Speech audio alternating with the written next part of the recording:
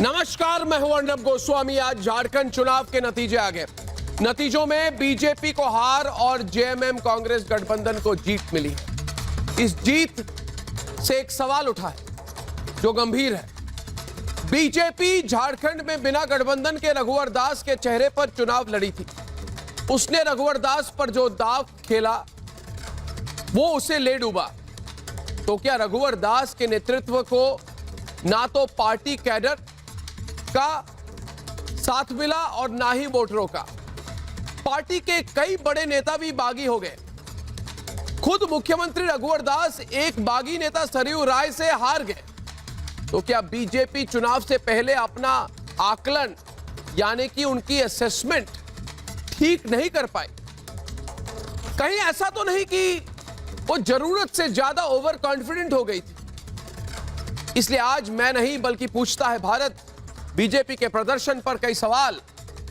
पहला, क्या रघुवर दास पर दांव खेलने बीजेपी को भारी पड़ गया? दूसरा, गैर आदिवासी चेहरा।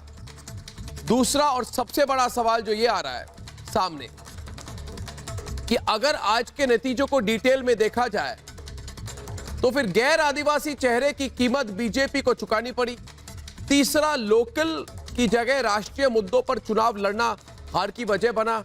और चौथा, क्या महाराष्ट्र का डर बीजेपी को झारखंड में ले डूबा? बिना गठबंधन के चुनाव लड़ना उसे महंगा पड़ा। और आज का सबसे बड़ा सवाल, क्या गठबंधन बनाकर बीजेपी के खिलाफ चुनाव लड़ना मोदी का तोड़ बनता जा रहा है?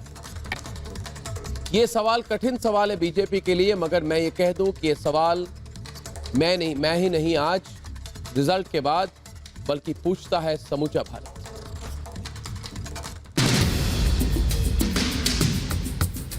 झारखंड की सियासी तस्वीर अब बदल गई है। हेमंत सोरेन बीजेपी को पटखनी देते हुए सूबे की कमान संभालने वाले हैं। जेएमएम और कांग्रेस के गठबंधन ने झारखंड में जीत का झंडा गाड़ा, लेकिन जेएमएम सबसे बड़ी पार्टी बनकर भी उभरी। झारखंड की जनता ने जो जनादेश दिया है, जो इस राज्य को स्पष्ट जनादेश दिया है, इसके लिए मैं राज्य के मतदाताओं का मैं बहुत बहुत आभार प्रकट करता हूं। झारखंड में एक तरफ जहां बीजेपी ने अपने सहयोगी दलों को नजरअंदाज किया, वहीं विपक्ष ने एकजुट होकर चुनाव लड़ा और बीजेपी के इस किले को ध्वस्त कर दिया। रघुवर दास खुद अपनी सीट भी नहीं बचा पाए।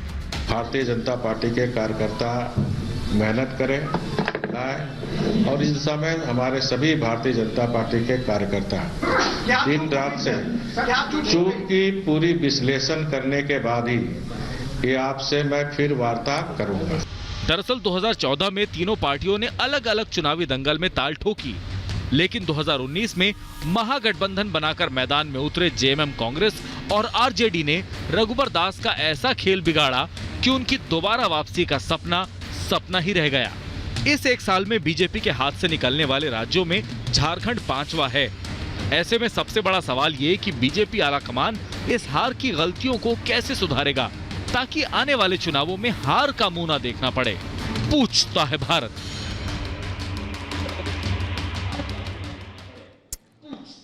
और आज कौन जीता कौन हारा मुझे पता नहीं है, मगर एक व्यक्ति बिल्कुल जीत गया और उस व्यक्ति का नाम है प्रदीप भंडारी। जन की बात का ऐसा एक्यूरेट एनालिसिस निकला, जन की बात का एक सीट एक एक रुझान। प्रदीप भंडारी बिल्कुल जन की बात 100% आपकी जीत रही। बाकी सब तो ये हंग सरकारें बनती रहती है, मगर जन की बात ने दिखा दिया कि असली पॉलिटिकल एनालिसिस क्या होती है। एक एक सीट, एक एक जेएमएम के नंबर, एक एक रेंज, और इतना तक कि वोट शेयर तक इनका सही निकला। आज मेरा पहला सवाल है बीजेपी के जफर इस्लाम से। उनको देखिए, चेहरा आज उनकी गर्दन झुकी हुई है, चेहरा काला है। इनके जो कंधे हैं आज इनमें कोई जोर नहीं है। लग रहा है कि बिल्कुल मुरझाए हुए बैठे हुए हैं वहां पे क्या करूं क्या ना करूं। आज मुझे फिर भी टीवी में अपने आप को, अपने पार्टी का सपोर्ट करना पड़ेगा। मन ही मन में तो ये यही कह रहे हैं। आज क्या कह रहे होंगे मैं आपको बताता हूं। सीमा मलिक जी एनसीपी की, दानिश रिजवान भी आने वाले हैं। मन ही मन में आज बोल रहे हैं कि आज तो भारी पड़ा पार्टी पर, क्योंकि पार्टी ने गलती की। वो कह रहे हैं अपनी मनी मन में, पता नहीं इतनी घमंड क्यों हो गई हमारी, किसी की नहीं सुनते हम जेडीयू की तो नहीं सुनते। पवन वर्मा बैठे, कोई नहीं सुनता नीतीश कुमार की बात आजकल। आप अपने जो आपके साथ अभी एलाई है उनकी नहीं सुनते तो नई अलायंस कैसे बनाएंगे आप? डूब गई नैया आपकी, कोई नहीं आपका बेड़ा पार करा सका। जफर इस्लाम, रघुवर दास के नेतृत्व में किसी को विश्वास नहीं था। देखिए दानिश रिजवान का आक्रमण, शुरू हो गया हमारे प्रोग्राम पर। दानिश रिजवान, आज जरा बताइए जफर इस्लाम अरे अरनब, पहले मुझे तो बोलने दे दीजिए। उनके सुबह आपने कब से ये मन और दिल और बोलिए इनको, नहीं मन पढ़ना कब से सीख लिया? ये आपने एस्ट्रोलॉजी कब से सीखी भाई? अब मन में पढ़ने लगे, मन में क्या सोच रहा है? बोलिए जफर इस्लाम को। नहीं, मैं ये पूछ रहा हूँ, हार जीत तो लगी रहती है, हार जीत लगी रहती है क्या? एक पार्टी को क्या शामिल होता है? अरे जो करप्ट इनकी पार्टी में शामिल होता है ये उनके गुणगान गाने वाले लोग हैं। ये सरवीराज जैसे ईमानदार व्यक्ति को राजनीति में हाशिए पे लाने वाले लोग हैं। ये बाबूलाल मरांडी की राजनीतिक करियर को खत्म करने वाले लोग हैं। ये सिद्धेश महतो को फिर जीतेंगे, चुनाव में हरवाने वाले लोग हैं। अरे ये हाल होना, ये पूरे देश की जनता, हम लोगों की सेवा करते हैं, हमें कोई घमंड नहीं है, लेकिन आपके सोचने का नजरिया चेंज हो जाता है। रिजल्ट के साथ साथ आपके सोचने का नजरिया भी चेंज हो जाता है। करना होगा। आप नीतीश कुमार जी को उनकी हैसियत बताते हैं। आप अरे भाई, हिटलर शाही, ये कोई कांग्रेस पार्टी थोड़ी है, ये कांग्रेस पार्टी है, कोई गलती नहीं की, मगर कोई और पार्टी है। ये जनता की सेवा वाली पार्टी है। हिटलर शाही मुख्यमंत्री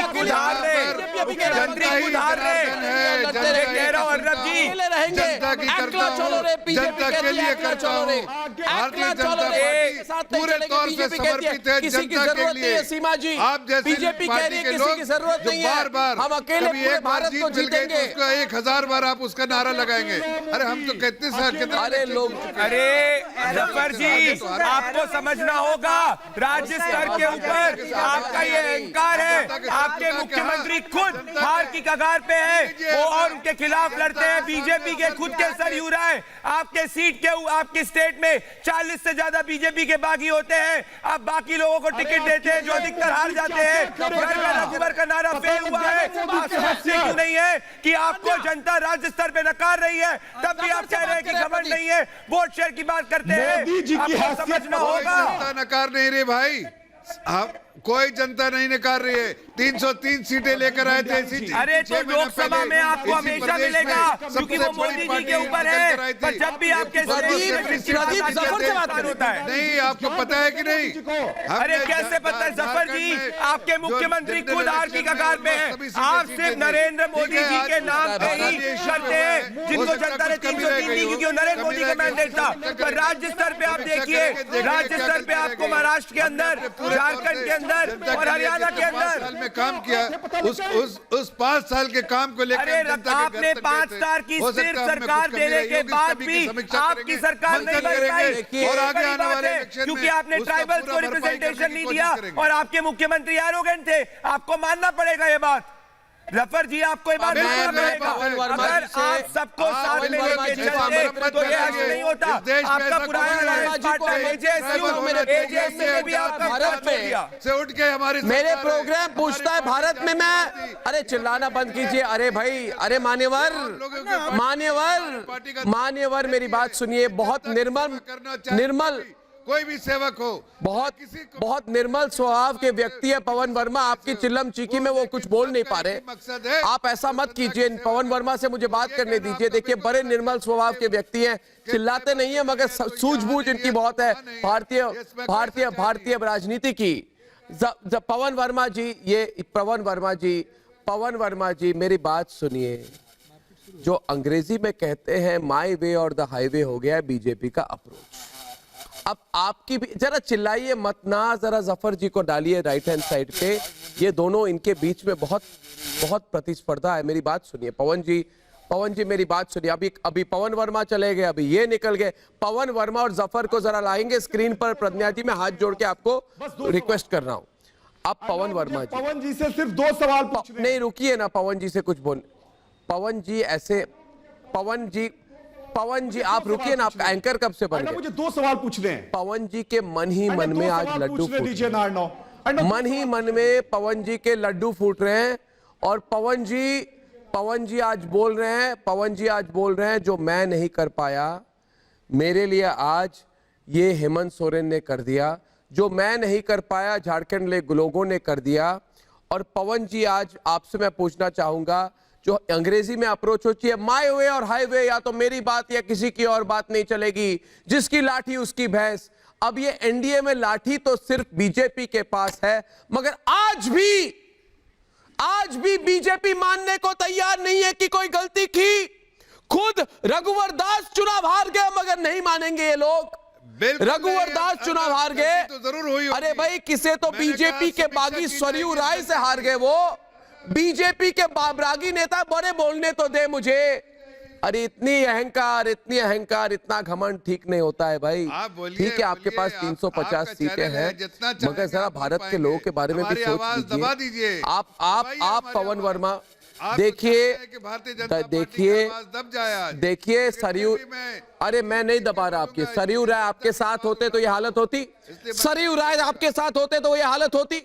आपके पुराने नेता आपके साथ क्या प्रॉब्लम था उनका? इस बात को मानता हूं, पार्टी को रह गई होंगी। अपनों की आवाज की समझ नहीं है। लेकिन सरयू राय जी आ जाइए। उसकी समीक्षा के बाद सरयू राय जी, क्या गलती हुई हमसे? सरयू राय जी, जी सरयू नमस्कार। सरयू राय जी, पवन वर्मा आपके पास आने से पहले सरयू राय जी मेरी बात सुनिए। आज बीजेपी के प्रवक्ता सैयद जफर इस्लाम बैठे हुए हैं, कहते कोई जरूरत नहीं सरयू राय की। मैंने पूछा इनको, अगर सरयू राय आपके साथ होते तो जीत जाते। कहते कोई जरूरत नहीं सरयू राय की।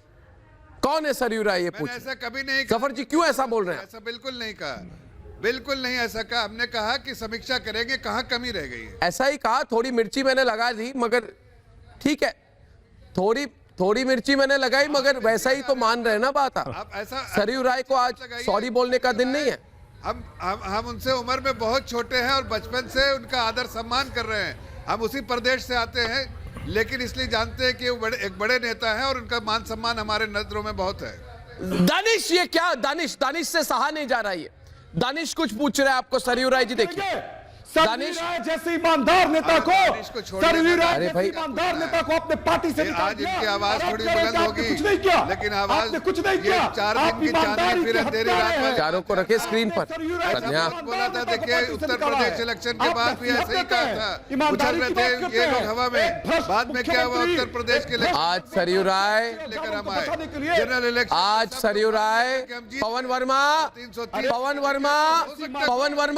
बर्बाद कर दिया। पवन वर्मा, और आप फिर से ईमानदारी की जनता के दुहाई पास देते पवन वर्मा, की बात ईमानदारी की उठाएंगे। दुहाई देते हैं। पवन वर्मा। आपने सरयू राय को पार्टी देखिए, से हम- करके ये साबित कर दिया कि आप भ्रष्ट मुख्यमंत्री रघुवर दास के साथ थे। आप झारखंड के जनता बोलिए ना, सुनाई नहीं दे रहा सरयू राय। भाई, आप- बोलिए दानिश, सरयू राय करे जा रहे हैं। आवाज बढ़ाइए। सरयू राय जी उन्होंने स्पष्ट तरीके से हमने थोड़ी झारखंड नहीं, दानिश का आवाज बढ़ाइए प्लीज। और सरयू राय जी सरयू राय जी देवन एक से कह रहे सीनियर लीडर, उनका अपना थे, पहले दिन है। से कह रहे थे सरयू राय। उनका बहुत सरयू राय पवन वर्मा जी, कह रहे थे कि रघुवर दास पैसा है। अच्छा दानिश, पवन वर्मा की बारी आ गई है, बोलने तो दे इनको। पूरा भ्रष्ट आदर नेता दिखाई सम्मान है नहीं हमारे देते पार्टी हैं। में। आपको चोर नेता नहीं दिखाई देते हैं। नहीं तो झूठ आज ऐसा ना हो जाए। अरे भाई, दानिश, हाशिए पे चले गए आप, हाशिए पे चले गए। चुप रहे। अरे दानिश, हाँ हम तो चले गए। दानिश, भगवान की दया से आपकी आवाज बहुत बुलंद है, दूसरों को भी बोलने दीजिए। ऐसा आप लग रहा है कि आप जरा सुनिए। माउंट एवरेस्ट में आ गया आप। नहीं तो लोग पीक चुल्लू पर पर चले पानी में। गए। अरे अच्छा, भैया, ये लोग अभी कह रहे हैं कि किसी के पूछता है सहारे भारत में कांग्रेस बिना पार्टी चिल्लाए के बात नहीं सहारे में होती। जीत गई तो आसमान में मत घूमिए आप। किसको चुल्लू पर पानी में डुबा रहे?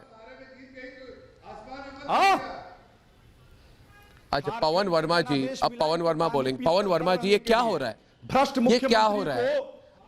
आप जरा बोलिए। अभी आप जरा चुप हो जाइए। दानिश जी चुप हो जाइए, वॉल्यूम कम। पवन वर्मा जी, क्या पवन वर्मा जी, देखिए आज के रिजल्ट के बाद बीजेपी को आत्मचिंतन किन बातों पर करनी चाहिए? जरा आपसे भी सुन लूं मैं। चलिए आपसे भी मैं सुन लूं।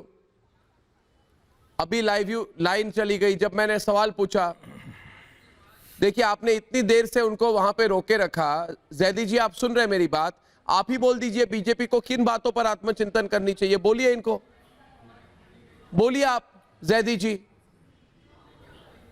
किसी की बात नहीं सुन रहे, बोल रहे किसी की सुनने की जरूरत नहीं है। सीमा जी, आप बोल दीजिए।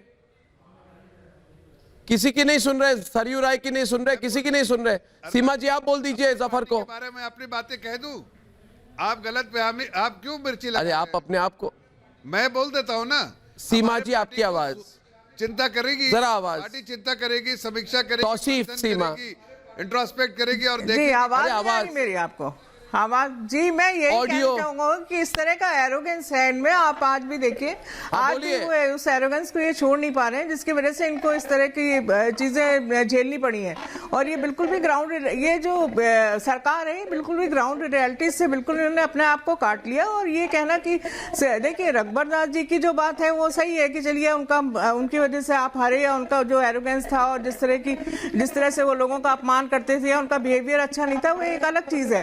पर इसमें हम ये नहीं कह सकते कि जब अगर आप जीते हैं तब तो आप पूरी श्रेय जो है मोदी जी और श्री अमित शाह जी को देते हैं। पर अगर आज आप हारे हैं तो आप केवल लोकल नेताओं के ऊपर उसको छोड़ के नहीं रह सकते इस तरह से। और जो आज आप हारे हैं, जिस तरह का एरोगेंस है, इस एरोगेंस की वजह से आपका अपने अलायंस के साथ बिहेवियर है, उसकी वजह से ही आज आपको ये सब कुछ दिन देखने पड़ रहे हैं। पर आज भी आप ये बात मानने को तैयार नहीं है। और आप गलतियां, कुछ गलतफहमियां जो है इनको दूर करने दीजिए। सरयू जी जैसे नेताओं को अगर आप संभाल के नहीं रख पाए अपनी पार्टी में, तो बहुत ही दुर्भाग्य की बात है। जनता की सेवा में रहते हैं, सेवक की तरह रहते हैं। हमें किसी बात का मेरे ख्याल से जो जल जमीन और जो मुद्दे थे, जो ग्राउंड रियलिटी से, उनके आप बिल्कुल कट ऑफ रहे हैं आप हर जगह। और सिर्फ 370 की बातें करने से, 370 और ये सब करने से कोई आप चुनाव जीतेंगे नहीं, ये मैं आपको बता दूं। हर वक्त आप एक ऐसा मुद्दा शुरू करते हैं जिससे लोगों को कुछ मतलब जो मेन विनय सिंह को आप किसी तरह से दबा लें। और ये बात विनय सिंह, इस बात पर भी चर्चा हो रही है, इस बात पर भी चर्चा हो रही है विनय सिंह कि राष्ट्रीय मुद्दे राज्य स्तर पर काम नहीं आते। राष्ट्रीय मुद्दे राज्य स्तर पर काम नहीं आते, ये कह रहे हैं आज। जैदी जी भी कह रहे हैं। क्यों जैदी जी? पूरे सीट्स की घोषणा यही कह रहे हैं ना। झारखंड में मारपीट शुरू हो गया है। मोदी का झारखंड के अलग-अलग जगहों से मारपीट की घटनाएं आ रही है, भाजपा कार्यकर्ताओं को पीटा जा रहा है। समझ लीजिए, अभी झरिया में मारपीट की घटना हो गई है। कांग्रेस जीतने के बाद वहां भाजपा के लोगों को घर पे चढ़ के मार रही है। क्या इसीलिए मैंडेट मिला है?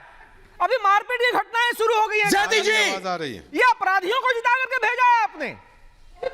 ये अपराधी जीते हैं, इनको संरक्षण मिलेगा, मारपीट करेंगे ये। अभी मारपीट हुई है, मारपीट की घटना कौन अपराधी है? धनबाद में भी मारपीट। जैदी जी को बोलिए। अर्नब, ये बहुत चिंताजनक है। ये सारे अपराधी, सारे करप्ट मिल करके चुनाव लड़े हैं। आप देखना, मेरी चिंता का विषय यह है कि अपराध बढ़ेगा, दूसरे विपक्ष के लोगों को टारगेट किया जाएगा और करप्शन बढ़ेगा। इस सरकार में मधु कोड़ा है, इस सरकार में कांग्रेस है, इस सरकार में राजद है, और ये वही सारे लोग हैं जिसका सरयू राय जी विरोध करते रहे जीवन भर। सरयू राय जी का जीवन इन्हीं का विरोध करते हुए गया है, इन लोगों को जेल भिजवाते हुए गया है।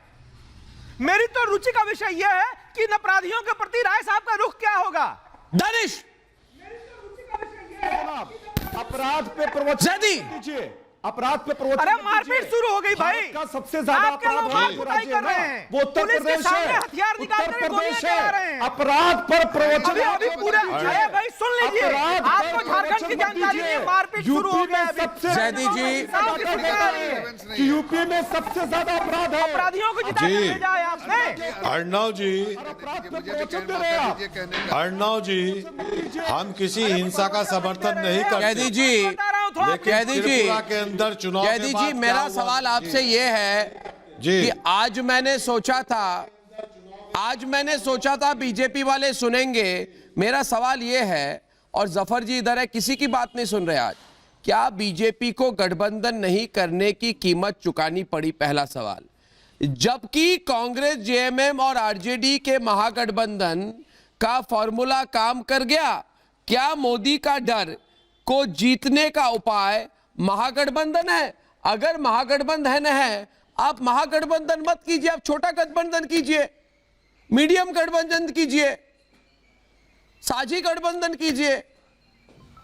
सीमित गठबंधन कीजिए। अरे कुछ तो गठबंधन कीजिए। बिना कोई गठबंधन के हरीश्वर दयाल, मैं जवाब देना चाहता बिना ही कोई गठबंधन के राज्य स्तर पर आप कैसे चलेंगे? जितने भी अलायंस पार्टनर नहीं, बिना कोई गठबंधन कर दीजिए। छोटी मोटी मीडिया, मैं कहना चाहता हूं कि देखिए, जब अलायंस पार्टनर की डिमांड ऐसी होती है। अरे ऐसा जी, अब बोलिए जैदी जी, क्या मेरा नाम ले रहे, बोलिए ना इनको डायरेक्टली। हर आने वाली डिमांड को नहीं स्वीकार किया जा सकता है। ऐसे स्थिति में अर्णव जी, पहले तो हम किसी भी हिंसा का समर्थन नहीं जैदी जी करते। बोलिए। अगर झारखंड के अंदर कोई हिंसा हुई है चुनाव के बाद तो हम उसका कंडम करते हैं, लेकिन हमने त्रिपुरा चुनाव के बाद देखा था बीजेपी का चाल, चरित्र और चेहरा।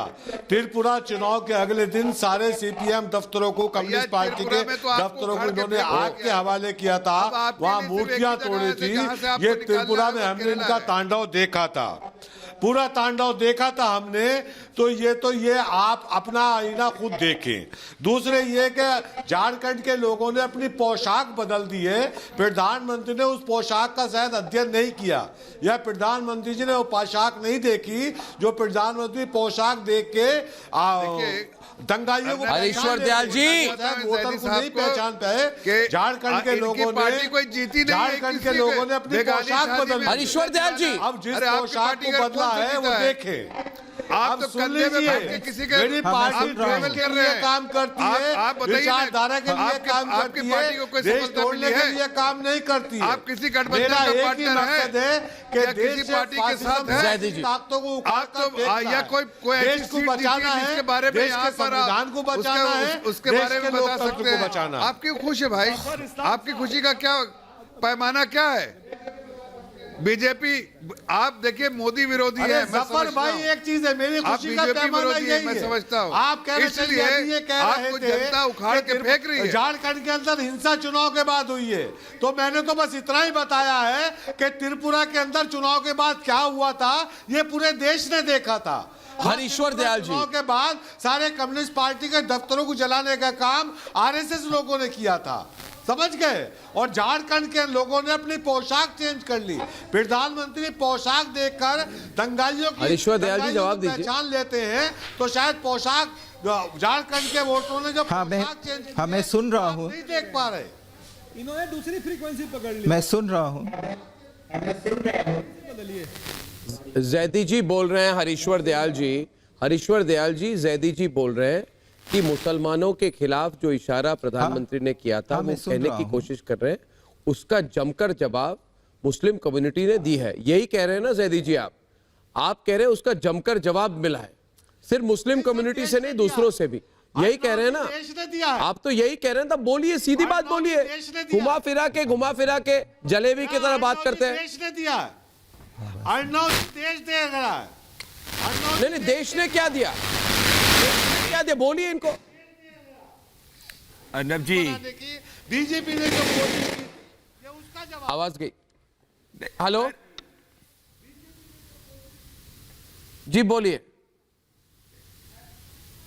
हेलो, हरीश्वर जी, का कारण हरीश्वर जी, उनकी गलत नीतियों की वजह से हुआ है। हरीश्वर जी, पहला प्रॉब्लम उसमें है कि उन्होंने गठबंधन नहीं किया। इतना अहंकार है कि उन्हें लगा, इतना अहंकार है कि बीजेपी को लगा कि उन्हें कोई किसी गठबंधन की जरूरत नहीं। दूसरी बात कि वहां पे आशा वर्कर्स के ऊपर लाठीचार्ज कराया था, प्रदीप की इसके आवाज कारण नहीं आ रही। आपको दिक्कत हुई। जो भी आपको वोट मिला वो नरेंद्र मोदी के नाम पे वोट मिला। हरीश्वर जी, आपको समझना होगा, आपके मुख्यमंत्री ने वहां पे अपने कार्यकर्ताओं का ध्यान नहीं रखा। करते हैं तो अगर सरकार ट्राइबल विरोधी कानून बनाएंगे, अगर सरकार को ऐसा देखा जाएगा कि वो ट्राइबल विरोधी पॉलिसी अपना रहे हैं, नीति अपना रहे हैं, तो उनका तो जवाब ट्राइबल विरोधी कोई पॉलिसी नहीं थी। नहीं, ट्राइबल विरोधी पॉलिसी नहीं थी। ट्राइबल रिप्रेजेंटेशन में दिक्कत थी। तौसीफ, और एक चीज सुन लीजिए, इससे आपको इतना खुश होने की जरूरत नहीं है, क्योंकि ये मोदी पे मैंडेट नहीं था, तो आप बंगाल में इतना खुश मत होइए। को आपने अपना मिशन बना लिया, तो उसका जवाब तो इलेक्शन में ऐसे ही आना था। हेमंत सोरेन जी, हेमंत, आवाज है उनके पास? लाइन है? हाँ, हेलो। एक मिनट। हेमंत जी, मेरी आवाज आ रही है आपको? हाँ, बोलिए। हेमंत जी नमस्कार। पहले तो बहुत बहुत बधाई हो आपको। कि नमस्कार। आपके गठबंधन को पूर्ण बहुमत मिल गई। धन्यवाद आप सब लोग। तो हमारे इस प्रोग्राम पर दूसरे पार्टी के भी कई प्रवक्ता हैं। अभी तक तो आपको क्या लगता है इस बार जीत का कारण क्या है और बीजेपी की स्ट्रेटजी कहां गलत हो गई?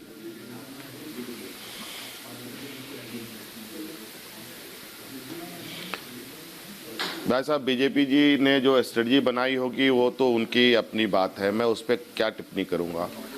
हाँ, जीत और ये इतने बड़े मैंडेट का जरूर जिम्मेवार इस राज्य की मतदाता हैं, मैं उनको इसका श्रेय देता हूं।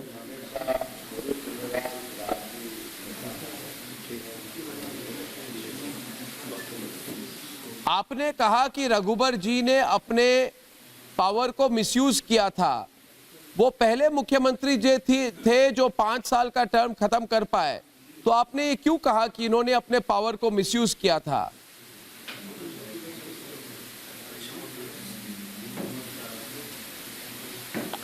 आपने पावर का मिसयूज किया था ऐसा मैंने कहाँ कहा था? ऐसा तो मैंने कुछ कहीं मुझे नहीं लग रहा है, याद है कि मैंने उनको ऐसा। कांग्रेस पार्टी जहां पे छह सीटों पर 6 सीटों पर हेमंत जी 6 सीटों पर जहां पे वाड्रा गांधी वाड्रा परिवार के सदस्यों ने आपके लिए कैंपेन किया था, उनमें से 4 में आपकी अलायंस हार गई, तो ऐसा क्यों हुआ?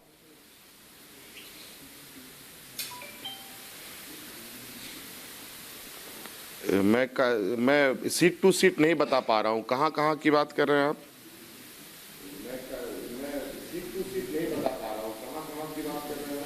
चार सीटें थी। चलिए अगला सवाल मेरा यह है कि आपको 31 सीटें मिली, यानी कि जो जेएमएम की जो अलायंस है वो जेएमएम लीडिंग पार्टी है, मगर कई राष्ट्रीय चैनलों ने कहा कि ये कांग्रेस की अलायंस है।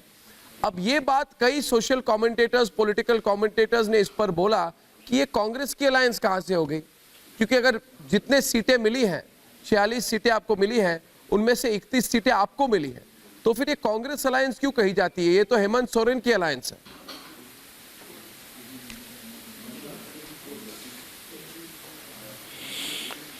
अब देखिए, इसको डिबेट जो लोग बना रहे हैं उनको बनाने दीजिए, कोई इशू नहीं है, मुझे इससे फर्क नहीं पड़ता। हाँ, ये बात जरूर है कि हमने गठबंधन पे ये चुनाव लड़ा है। उस गठबंधन में कांग्रेस भी थे, जेएमएम भी थे और आरजेडी के भी लोग थे, और हम लोगों ने मिलकर चुनाव लड़ा है और रिजल्ट भी हम लोगों ने पाया है। और आज हम लोगों ने जो रणनीति बनाई थी उस रणनीति में हम सफल हुए और भाजपा को यहाँ परास्त करने में हम लोग कामयाब हुए। हेमंत जी, क्या ये जो नतीजा निकला है कुछ अलग होता अगर भाजपा एक गठबंधन बनाती आपके खिलाफ? क्योंकि भाजपा की अप्रोच रही कि वो अकेले जाएगी, किसी के साथ कोई अलायंस नहीं करेगी। अगर गठबंधन होता तो क्या नतीजा भी थोड़ा अलग हो सकता था?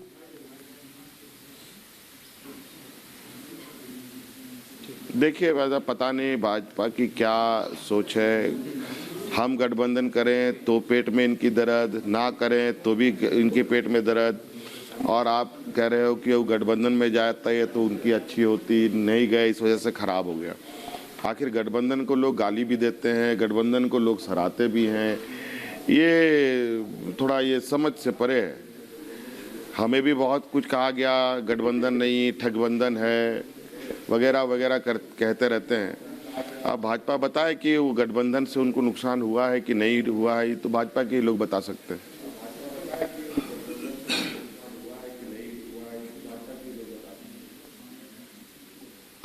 अगर सरयू राय बीजेपी को नहीं छोड़ते और बागी नहीं होते सरयू राय, तो फर्क क्या पड़ता? अब सरयू राय भी हमारे प्रोग्राम पर है, मेरा सवाल सीधा है, वो भी सुन रहे हैं हेमंत जी, कि अगर सरयू राय बीजेपी को नहीं छोड़ते तो क्या बीजेपी को नेगेटिवली इफेक्ट किया सरयू राय ने 10, 15, 20 सीटों पर? आपकी असेसमेंट क्या है?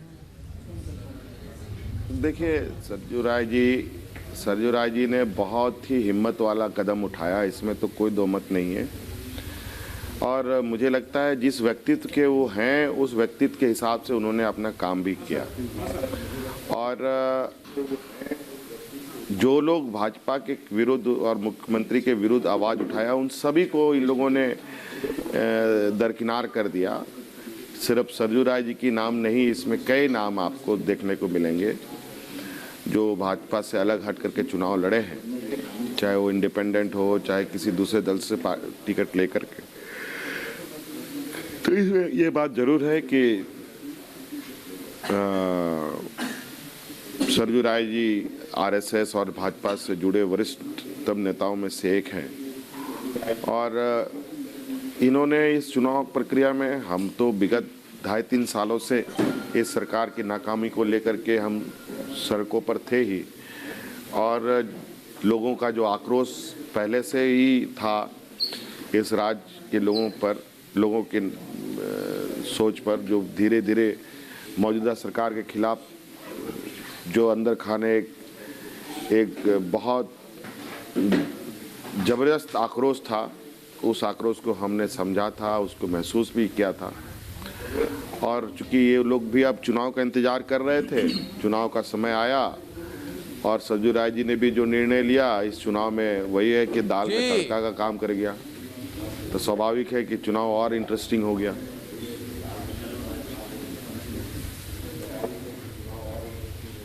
सरयू राय जी, आप दाल में तड़का कह रहे हैं। एक मिनट हेमंत जी, एक मिनट। सरयू राय जी, आपको क्या उम्मीद थी कि आपको दाल में तड़का कहेंगे? इन्होंने कहा आप दाल में तड़का थे और भी सहायता हुई। अभी क्या आप हेमंत सोरेन के साथ काम कर सकेंगे? स्माइल कर रहे हैं हेमंत सोरेन। सरयू राय को अच्छा लगा आपने जो कहा।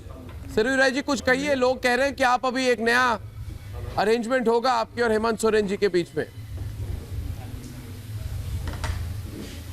नहीं, हेमंत सोरेन जी से मेरे संबंध हमेशा से ही अच्छे रहे हैं। इनके पिताजी के साथ भी मेरे संबंध अच्छे रहे हैं। ये संबंध अपनी जगह रहते हैं और पार्टी नीति सिद्धांत कार्यक्रम हम अलग अलग हैं तो अपनी जगह रहते हैं।